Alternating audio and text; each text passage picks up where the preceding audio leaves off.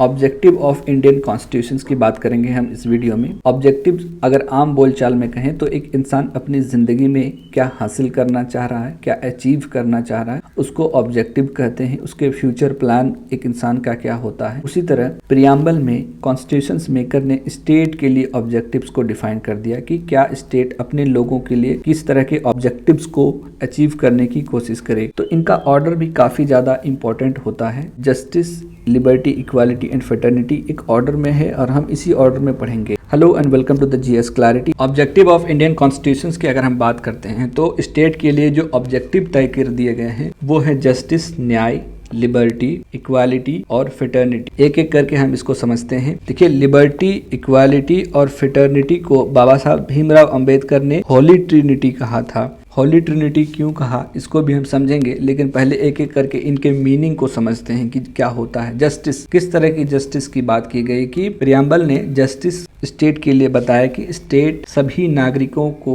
कानून के अंदर रहकर बिना किसी भेदभाव के समाज में न्याय करे, आर्थिक स्तर पर न्याय करे और पॉलिटिकल स्तर पर, राजनीतिक स्तर पर न्याय करे। समाज में किस तरह का न्याय करे कि स्टेट एक ऐसा समाज बनाए जिसमें किसी भी व्यक्ति को या ग्रुप को जाति, धर्म, सेक्स, रेस, सेक्स मतलब महिला पुरुष, रेस यानी गोरा काला, इस आधार पर कोई भेदभाव ना करे। अब आर्टिकल अगर आप कॉन्स्टिट्यूशन में 17 को देखेंगे, 18 को देखेंगे, 17 एबोलिशंस ऑफ अनटचेबिलिटी, एबोलिशंस ऑफ टाइटल, महाराजा, राजा, इस तरह के पद को आप अपने नाम के आगे पीछे नहीं लगा सकते, इसको खत्म कर दिया गया। उसी तरह आप आर्टिकल 16 क्लोज 4 को देखेंगे तो रिजर्वेशंस की बात की गई कि कुछ जो दलित लोग हैं जिसको वर्षों से दबाया गया उसके लिए मुख्य धारा में ऊपर लाने के लिए रिजर्वेशंस की बात कही गई। इसी तरह महिला और बच्चों को कुछ स्पेशल प्रिविलेजेस की बात कही गई। इकोनॉमिक लेवल पर जस्टिस की अगर बात करें, आर्थिक स्तर पर किस तरह का न्याय, तो किसी भी व्यक्ति ग्रुप को वेल्थ यानी धन और इनकम, आय के आधार पर भेदभाव, डिस्क्रिमिनेट नहीं किया जाएगा। और साथ ही स्टेट जो गरीबी रेखा के नीचे लोग रह रहे हैं उनकी जिंदगी को बेहतर बनाने के लिए स्कीम्स लाए, उनकी जिंदगी बेहतर बनाने की स्टेट कोशिश करे रिडिस्ट्रीब्यूशंस करके, जैसे प्रधानमंत्री Awas Yojana, national food security act. Articles अगर आप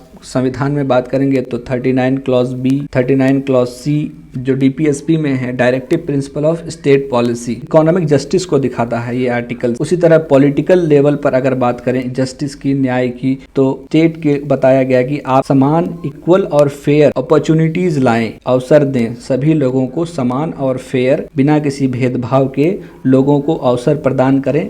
राजनीतिक पॉलिटिकल एक्टिविटीज में आप पूरा फंडामेंटल राइट ही पॉलिटिकल जस्टिस की बात करता है। नेक्स्ट जो प्रियम्बल में वर्ड है वो है लिबर्टी, स्वतंत्रता। देखिए, फ्रीडम का मतलब भी आज़ादी, स्वतंत्रता होता है और लिबर्टी का भी मतलब आज़ादी होता है, लेकिन दोनों के इंटेंस में, भावार्थ में अंतर होता है, उसको समझते हैं। देखिए, लिबर्टी जो होता है हमेशा कुछ रिस्ट्रेन, कुछ कंडीशंस के साथ आपको मिलती है। पहले बात करते हैं कि हमारे संविधान में आपको लिबर्टी कहाँ कहाँ मिलेगी। देखिए, हमारे संविधान में कहा कि आपकी लिबर्टी जो होनी चाहिए वो थॉट, आपके विचार में लोगों के, और उसको एक्सप्रेस करने में, कि इसका एग्जांपल आप देखेंगे article 19 clause 1 sub clause A में बात कही गई है स्पीच और एक्सप्रेशंस की। उसी तरह से अगर आप देखेंगे लिबर्टी, बिलीफ, फेथ यानी आस्था, आप जिस पर किसी भी धर्म को मानते हो या किसी पर आस्था रखते हैं उसकी आज़ादी है। आप किसी की भी पूजा करते हैं, इबादत करते हैं, उसको आज़ादी दी गई है, लिबर्टी दी गई है आपको। तो आर्टिकल 25 to 28 जो right to freedom of religions की बात करता है वहाँ आपको लिबर्टी दिखने को मिलेगी। देखिए, लिबर्टी और फ्रीडम को समझते हैं एक एग्जाम्पल के थ्रू, इस पक्षी के थ्रू। देखिए, ये सारस पक्षी जो है अभी इस व्यक्ति के पास जब है तो हम कहेंगे कि ये सारस पक्षी यहाँ पूरी तरह से आज़ाद है।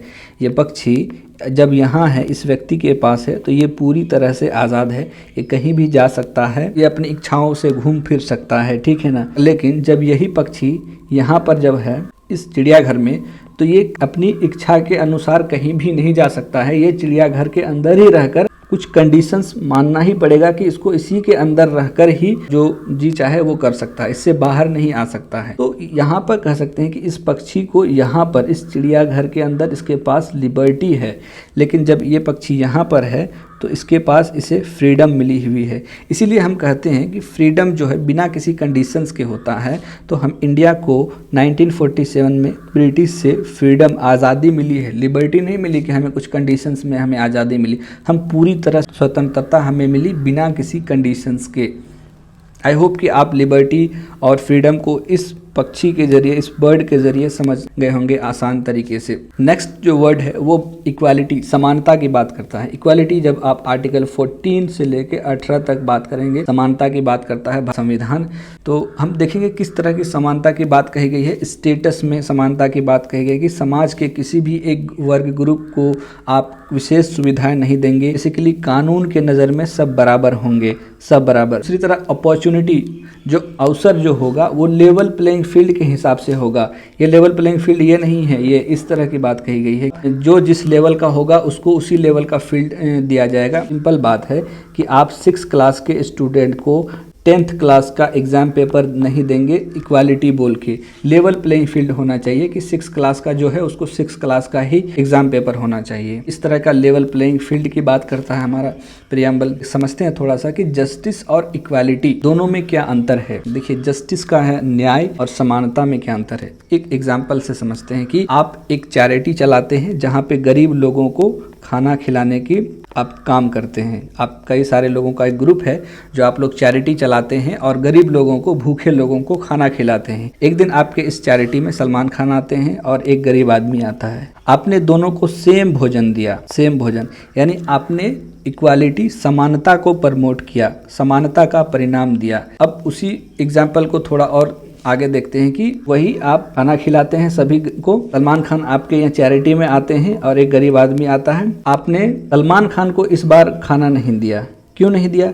क्योंकि आपको मालूम है कि सलमान खान के पास इतनी सारी सुविधाएं हैं कि वो कहीं से भी खाना खरीद के खा सकता है। तो यहाँ पर आपने न्याय, जस्टिस को प्रमोट किया कि जो सही में ज़रूरतमंद है हम उसको भोजन देंगे। ये जस्टिस और इक्वालिटी में ये अंतर होता है। इसी तरह आप देखेंगे कि हमारे देश में प्रधानमंत्री आवास योजना में जो BPL कार्ड जिसके पास होता है वो आवास योजना का, उस योजना का लाभ मिलता है। एग्जाम्पल से आप समझ सकते हैं कि ये इक्वालिटी को प्रमोट करता है यहाँ पर, लेकिन यहाँ पर जस्टिस, ये जस्टिस को दिखाने की कोशिश की गई है में। आई होप कि आप इक्वालिटी और जस्टिस को अच्छे से समझ गए इस एग्जाम्पल के थ्रू। नेक्स्ट जो वर्ड है फिटर्निटी की बात करते हैं हम। देखिए, हमारे ओरिजिनल आप अगर इसमें देखेंगे प्रियम्बल में, हमारा प्रियम्बल किस पर आधारित है? ऑब्जेक्टिव रेजोल्यूशंस पर। तो ऑब्जेक्टिव रेजोल्यूशंस में ये शब्द नहीं था। इसको बाद में जब हमने अडॉप्ट किया संविधान में प्रियम्बल को, उस समय जोड़ा हमने प्रियम्बल में इस शब्द को, फिटर्निटी को। क्यों जोड़ा उसको समझने की कोशिश करते हैं। देखिए, जब हमें आज़ादी मिली 1947 में, तो हमारे साथ एक बहुत ही बड़ा दुख भरा घटना रहा पार्टीशंस का, कि भारत और पाकिस्तान के विभाजन का। तो इस विभाजन में बहुत सारे लोग दंगों में मारे गए। तो हमें एक्चुअल में हमें भाईचारा को, एकता फील कराने के लिए इस शब्द को प्रियम्बल में जोड़ा, ताकि जो भारत में लोग हैं वो एक वननेस फील करें और अल्टीमेटली वो ये समझें कि हम सब एक ही हैं, एक इंडियंस ही हैं। ठीक है, इस वजह से इस शब्द को प्रियम्बल में फिटर्निटी शब्द को जोड़ा गया। दूसरी बात है कि इंडिया का कॉन्स्टिट्यूशंस जो इंडिविजुअल्स की जो डिग्निटी होती है, गरिमा होती है, उसको भी प्रमोट करता है, इंश्योर करता है। आर्टिकल 21 को आप जब देखेंगे, आर्टिकल 21 में लाइफ और पर्सनल लिबर्टी की बात करता है कि आपका जो पर्सनल है वो आपको कोई छीन नहीं सकता है। ये इंश्योर करता है इंडिविजुअल डिग्निटी की। उसी तरह आप देखेंगे कि आर्टिकल 23, 24 जो एक व्यक्ति को वैल्यू करता है, रिस्पेक्ट करता है, भारत का संविधान नैतिक ट्रीट करता है। अब तक हमने प्रियम्बल में क्या क्या पढ़ा? हमने पढ़ा कि प्रियम्बल के ज़रिए हम समझते हैं कि संविधान में हमको राइट्स हैं, अधिकार हैं, फ्रीडम है, आज़ादी है। प्रियम्बल हमें नेचर ऑफ स्टेट के बारे में बात करता है, स्टेट के क्या ऑब्जेक्टिव हैं, अभी हमने इसको देखा। इसके अलावा प्रियम्बल हमको कॉन्स्टिट्यूशंस को एक बेटर अंडरस्टैंडिंग, बेहतर तरीके से समझने में हमारी मदद करता है। कैसे करता है?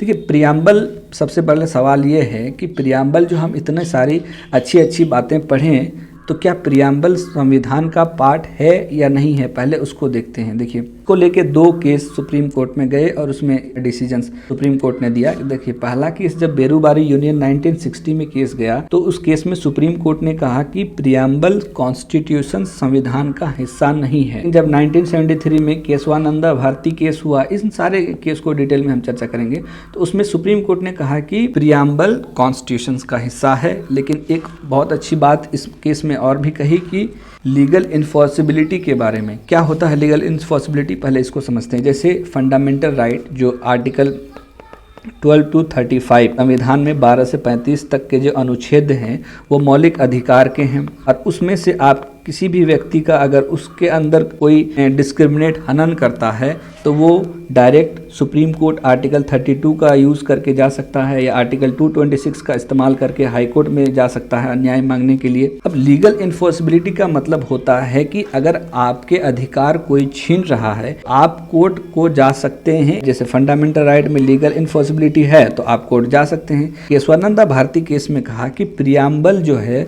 उसके पास लीगल इन्फोर्सिबिलिटी नहीं है।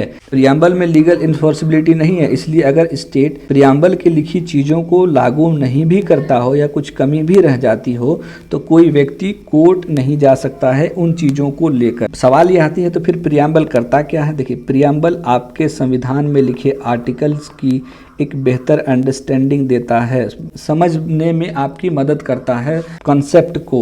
जैसे हम कहते हैं कि प्रियम्बल फिलॉसफी और आइडियोलॉजी को बताता है। तो फिलॉसफी क्या होता है कि एक गहन नॉलेज होती है कि आपको किसी भी चीज़ के बारे में अच्छे से जानकारी विस्तार से आपको संतुष्ट करता है। जैसे एक एग्जांपल लेते हैं, गुड, ये वर्ड है गुड, इसका खुद में कोई सेंस नहीं है कि गुड का मतलब क्या, अच्छा, तो क्या अच्छा। लेकिन जब इसको हम किसी नाउन से जोड़ देते हैं, जैसे मोहन इज़ गुड, इसका एक वर्ड का सेंस आ गया कि मोहन अच्छा है। उसी तरह प्रियम्बल जो है हमारा भी आर्टिकल, अगर कोई व्यक्ति समझने में कोई परेशानी आ रही है वो प्रियम्बल में जाए और प्रियम्बल में देखे कि भारतीय संविधान के इस स्पेसिफिक आर्टिकल में क्या बात कही गई है। बात करते हैं कि बाबा साहब ने जो इक्वालिटी, फ्रेटर्निटी और लिबर्टी को होली ट्रिनिटी कहा था। क्यों कहा होली ट्रिनिटी, उसको समझने की कोशिश करते हैं। इसके लिए हम एक एग्जाम्पल लेते हैं 15 लाख वाला। जो गवर्नमेंट 15 लाख देने का प्रॉमिस करती है उसको एक एग्जाम्पल के तौर पर, आप जस्ट एक एग्जाम्पल के लिए आप इसको समझिए। बाबा साहब ने कहा कि ये तीनों शब्द एक वाहन के टायर हैं और ये तीनों एक साथ रहेंगे तो वो गाड़ी चलेगी वरना रुक जाएगी। बाबा साहब ने कहा कि ये तीनों शब्द एक साथ रहेंगे तो ही इसका कोई सेंस है, एग्जिस्टेंस है, कोई मायने निकलता है, वरना इसमें तीनों में से अगर सरकार किसी एक को भी छीन ले तो इसका एग्जिस्ट नहीं रहेगा। समझते हैं उन्होंने कहने की क्या कोशिश की थी। उन्होंने कहा कि अगर आप कोई सरकार इक्वालिटी को ख़त्म कर दे और लोगों में लिबर्टी लाए, यानी स्वतंत्रता दे लेकिन समानता नहीं दे, तो इसमें क्या होगा कि सपोज करते हैं कि सरकार सभी के अकाउंट में 15 लाख रुपए दे दिया। अब कोई भी व्यक्ति जिसके अकाउंट में ऑलरेडी पहले से कुछ पैसा होगा, मान लेते हैं उसके पास पैसा 100 करोड़ रुपया है और फिर उसको 15 लाख मिल गया, यानी थोड़ा सा और वो पावरफुल हो गया। तो उन्होंने कहा कि आप इसमें होगा क्या कि अगर इक्वालिटी को प्रमोट सरकार ना करे और लिबर्टी को करे तो एक ग्रुप जो शक्तिशाली ग्रुप होगा कम शक्तिशाली ग्रुप को डोमिनेट करेगा, दबाने की कोशिश करेगा। दूसरी तरफ उन्होंने कहा कि अगर आप इक्वालिटी को देते हैं और आज़ादी को ख़त्म कर देते हैं, जैसे सरकार ने कहा कि हम सभी के अकाउंट को पहले जीरो करेंगे, इसके बाद फिर हम 15 लाख रुपए दे देंगे और उस 15 लाख का इस्तेमाल आप ऑनलाइन शॉपिंग में कीजिए, उसके अलावा दूसरा कोई यूज़ नहीं होगा। इससे होगा क्या, आपने समानता तो लाया, 15 लाख रुपया दे के सबको समान कर दिया, लेकिन उस पैसे का यूज़ करने की आज़ादी नहीं दी। तो इससे होगा कि एक इंडिविजुअल अपनी इच्छाओं से पैसा यूज़ नहीं कर पाएगा। इनोवेटिव को कौन कितना होगा उसको आप ख़त्म कर देंगे। एग्जाम्पल से अगर कोई व्यक्ति उस 15 लाख में से कुछ पैसे का यूज़ करके दिल्ली चले जाए और यूपीएससी की तैयारी करके वो आईएएस बन जाए, वो तो नहीं कर पाएगा ना, वो तो सिर्फ ऑनलाइन शॉपिंग ही करेगा। तो इस वजह से अगर समाज में समानता को दिए लेकिन स्वतंत्रता को नहीं देते हैं तो एक इंडिविजुअल की इनोवेटिव जो होगा वो इंडिविजुअल उसको आप ख़त्म कर देंगे। उसी तरह से अगर आप लिबर्टी को देते हैं, लिबर्टी यानी स्वतंत्रता को देते हैं, भी सरकार लिबर्टी को बढ़ावा देती है लेकिन फ्रेटर्निटी में समाज में लोग भाईचारे के भाव से ना रहें, वो एक दूसरे को एक ना समझें, तो इससे क्या होगा कि फिर से वही एक ग्रुप दूसरे ग्रुप को दबाने की कोशिश करेगा। बाबा साहब का यही कहना था कि ये तीनों शब्द एक साथ रहेंगे तो इसका एग्जिस्टेंस बेहतर होगा। अगर तीनों में किसी एक को अगर आप ख़त्म करते हैं, इन शब्द का ये शब्द बैलेंस तरीके से जो है ना नहीं चलेंगे। ठीक है, आज के वीडियो में हमने ऑब्जेक्टिव ऑफ इंडियन कॉन्स्टिट्यूशंस के बारे में बात की। प्रियम्बल का हमने पूरा प्रियम्बल को डिस्कस किया, अच्छे मैनर में हमने डिस्कस किया। आगे भी वीडियो हम लाते रहेंगे इसी तरह के इनोवेटिव तरीके से। Thank you for discussions.